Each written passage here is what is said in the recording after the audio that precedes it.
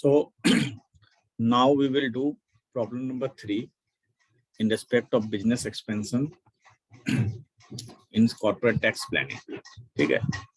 Problem number 3 is the last problem, and we are doing in a very short way so that we can able to grab all the things of corporate tax planning.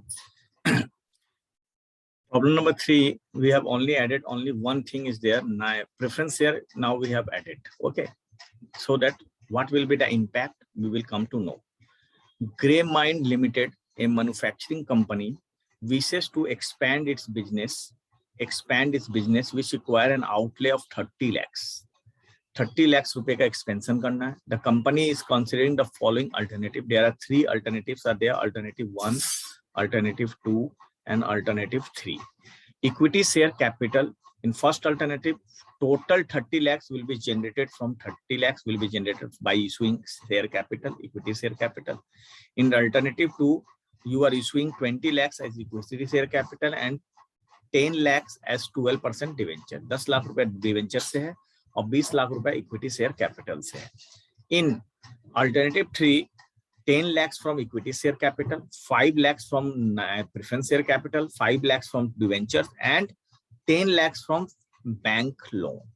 Okay, the rate of corporate tax is 31.2%. That means education cess and health and education cess is added with it. 31.2%. Rate of DDT means dividend distribution tax. Dividend distribution tax का भी health education cess सबको लेके दे दिया है 20.55529%. And the rate of return is 15% before tax. Before tax rate of return कितना 15%. You as a tax consultant are required to advise the company about the best option. Company का best option क्या होगा ये तुमको advice करना है. You as a tax consultant are required to advise the company about the best option. Best option क्या होगा ये तुमको एडवाइस करना है. तो ये प्रॉब्लम में हम लोग को क्या करना है, वही कैपिटल स्ट्रक्चर 30 लाख का कैपिटल स्ट्रक्चर बनेगा. ओके, एनालाइज कर लेंगे. अगर नहीं बनाया रहेगा तो एनालाइज कर लेना चाहिए. Thereafter we will make the alternative 1, 2 and 3 and we will see what will happen. Actually, one thing I want to tell you that you only deduct dividend of equity preference share capital. Equity share capital का dividend कभी भी deduct मत करना. अगर problem में दिया भी रहेगा तो you will ignore it. Equity share capital का डिविडेंड को तुम इग्नोर करके चलना, क्योंकि वो कभी कभी प्रॉब्लम में दे देता है कि डिविडेंड रेट ऑफ डिविडेंड मैंने डिविडेंड क्या है इक्विटी शेयर के ऊपर भी दे रहे हैं. तो इक्विटी शेयर का डिविडेंड से हमको कोई मतलब नहीं है, because equity share holder dividend is the already a part of EPS. EPS का पार्ट है, अर्निंग का पार्ट है. बिकॉज हम अर्निंग से ही तो हम डिविडेंड दे रहे हैं इक्विटी शेयर होल्डर को, तो हमको टोटल अर्निंग ही देखना है कि टोटल मेरा अर्निंग क्या है. तो शायद दैट्स वाई इक्विटी डिविडेंड को हम लोग डिडक्ट नहीं करते हैं. तो कभी कभी प्रॉब्लम में दिया रहेगा कि इक्विटी डिविडेंड भी है तो उसको तुम लोग को इग्नोर कर देना. You have to ignore it. तो सॉल्यूशन में हम लोग क्या करेंगे, सबसे पहले वही एनालिसिस ऑफ फाइनेंशियल एक्सपेंशन.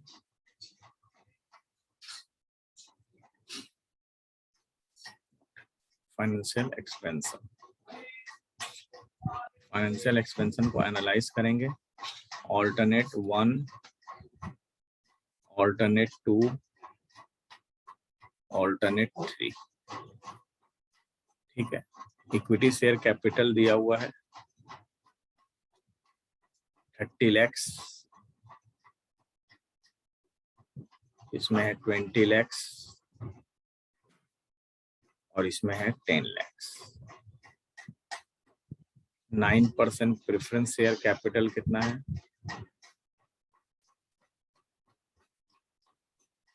इसमें कुछ नहीं है, इसमें कुछ नहीं है, इसमें है 5 lakhs. अल्टरनेटिव 3 में है 5 lakhs. उसके बाद है 12% डिवेंचर. 12% डिवेंचर. ओके, इसमें कुछ नहीं है, इसमें है 10 लाख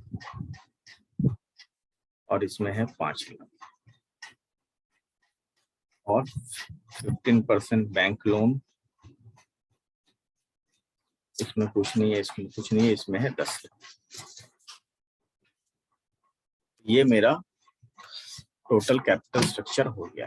टोटल कैपिटल कितना हो गया, टोटल कैपिटल 30 lakhs, 30 lakhs और ये भी 30 lakhs। अब हम लोग को profit before interest and tax, यानी मेरा टोटल कैपिटल है 30 lakhs, उसका 15% रेट ऑफ रिटर्न दिया हुआ है। What will be the rate of return? 15%। 30 lakhs का 15%, ठीक है। 4,50,000 will be my profit before interest and tax. ये रहा, rate of return is 15% before tax, यानी मेरा रेट ऑफ रिटर्न कितना है? 15% बिफोर टैक्स है। दैट मीन्स मेरा 30,000 का 15% will be my rate of return. Okay, 30,000 का 15%।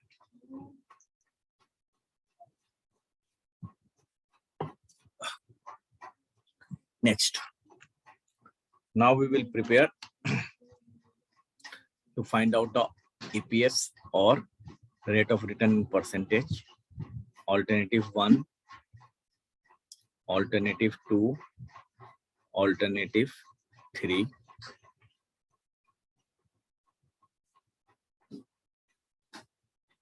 So, profit before interest and tax, 4,50,000,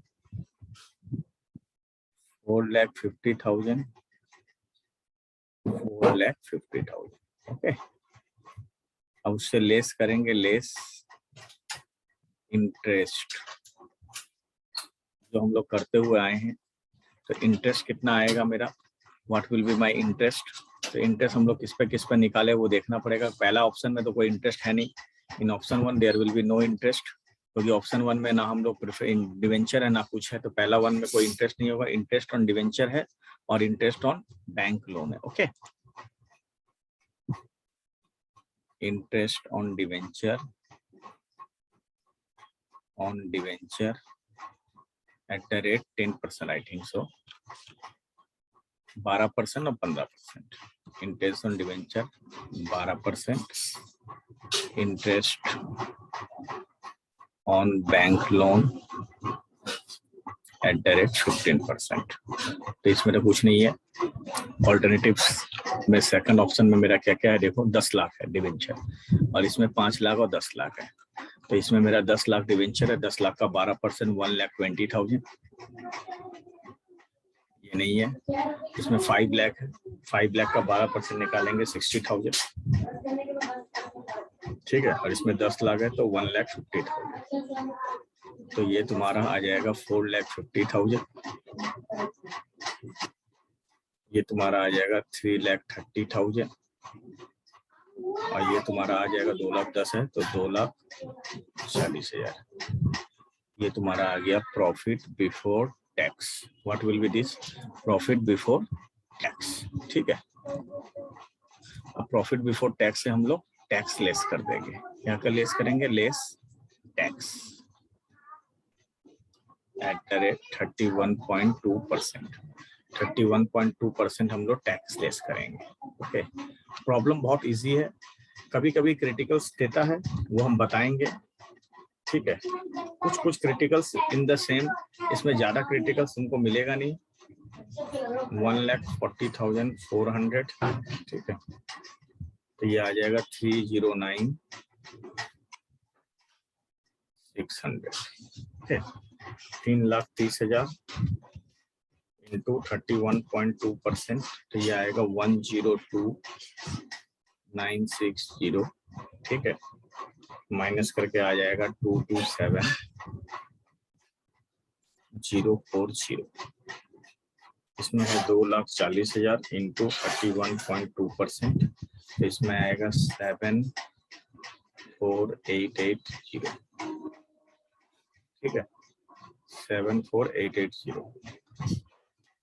यहाँ आ जाएगा 165,120, 1,65,000 ये आ जाएगा। तो ये आ गया तुम्हारा प्रॉफिट आफ्टर टैक्स।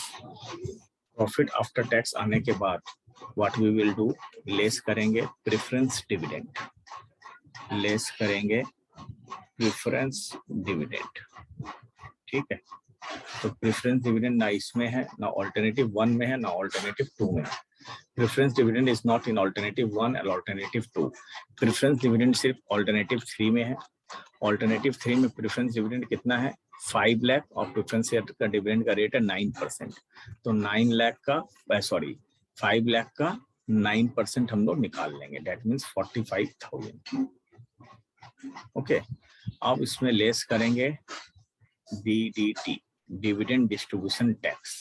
ठीक है, डिविडेंड डिस्ट्रीब्यूशन टैक्स तुम्हारा जो दिया हुआ है वो हमको लेस करना पड़ेगा। तो डिविडेंड डिस्ट्रीब्यूशन टैक्स है 20.55529%। ठीक है, तो डिविडेंड डिस्ट्रीब्यूशन टैक्स कितना है 20.55529%, ये 45,000 के ऊपर निकलेगा। 45,000 का ये टैक्स निकालोगे, 45,000 इंटू 20.55529%, तो ये तुम्हारा आ रहा है 9250। क्या आ रहा है 9250। You can do in your tax calculator, तुम अपने कैलकुलेटर में करके देख लो, 45,000 के ऊपर निकलेगा।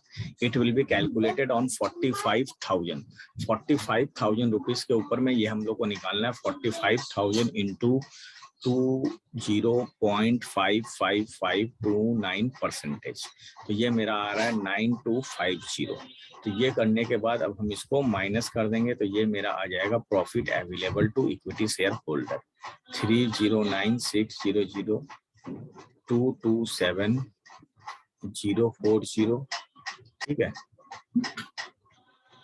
और इसमें हम लोग माइनस कर लेते हैं 165,120 minus 45,000 minus 9250, that means 110,110,870 110,870।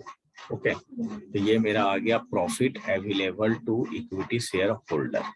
Profit available to equity shareholder, profit available to equity shareholder, ये मेरा आ गया। अब हम लोग निकाल लेंगे rate of return in percentage. Rate of return in percentage, percentage में रेट ऑफ रिटर्न निकाल लो तो 309,600 डिवाइडेड बाई 30 lakhs।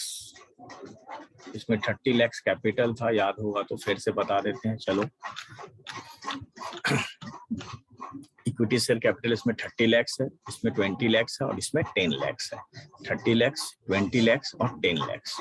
ओके, तो ऑल्टरनेटिव 1 में 30 lakhs है, तो ये हो गया। इसमें कितना आएगा 227,040 divided by 20 lakhs into 100, 110,870 divided by 10 lakhs into 100। ये कितना कितना आ रहा है वो निकालेंगे। 309,600 डिवाइडेड बाई 30 lakhs, तो ये मेरा आ रहा है 10.32%। 227,040 डिवाइडेड बाई 20 lakhs, तो ये मेरा आ रहा है 11.35%। 110,870 डिवाइडेड बाई 10 lakhs, तो ये आ रहा है तुम्हारा 11.09%। क्या आ रहा है 11.09% इल्स कर, ठीक है 11.09%। तो अगर तुम देखोगे तो what will happen, option 2 alternative 2 will be the better. ठीक है, क्योंकि अल्टरनेटिव 2 में तुमको मैक्सिमम रिटर्न मिल रहा है। Alternative 2 will be the better, you are getting maximum return. ठीक है, तो वही लिखना है जो हम लोग लिखते हैं, since alternative 2 offers the maximum return. ठीक है, therefore with reference to tax planning